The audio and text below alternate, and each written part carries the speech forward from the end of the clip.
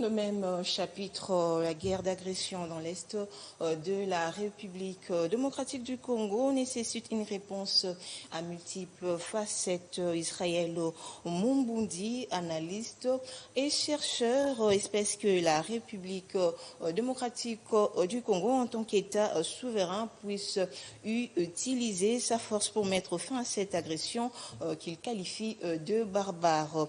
Il souligne également l'importance d'une coopération renforcée entre les forces de sécurité nationale et les communautés locales pour atteindre comme ça une paix durable. Mumbundi appelle en outre le chef de l'État à rassembler le peuple congolais afin d'empêcher toute tentative de balkanisation et d'assurer la stabilité et la prospérité de la nation. Il est au micro de Onur Ilunga pour de plus amples précisions.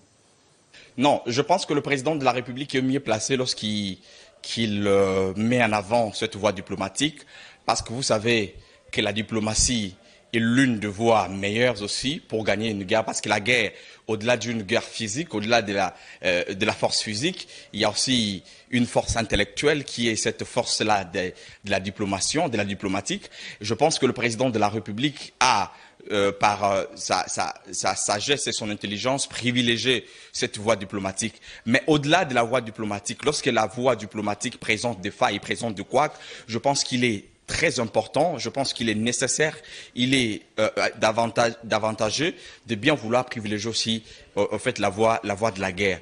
Parce qu'il ne faut pas oublier que nous serons respectés que le jour où nous imposerons ces rapports de force. Oui, comme j'étais en train de dire tantôt que c'est une guerre existentielle qui n'a pas commencé avec le président Tshisekedi, alors il est vrai, parce que l'histoire, nous le connaissons. Nous connaissons que ce n'est pas l'euro, ce n'est pas les 1,23. Les 1,23 n'est que supplétif. Il y a le Rwanda, il y a la communauté internationale, il y a certains hommes d'affaires puissants qui se cachent derrière les États. Ça, nous le connaissons.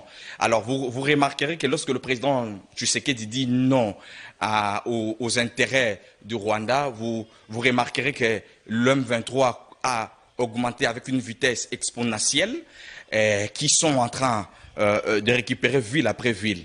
Alors, je pense que ici, en tant que penseur, en tant que scientifique, de bien vouloir étudier cette question minutieusement, dans le but, bien évidemment, d'empêcher le pire. Alors ici, j'aimerais dire au président de la République, parce que avant que le président Tshisekedi n'arrive, il y a eu ses prédécesseurs qui étaient au pouvoir. La nécessité ou l'importance d'aujourd'hui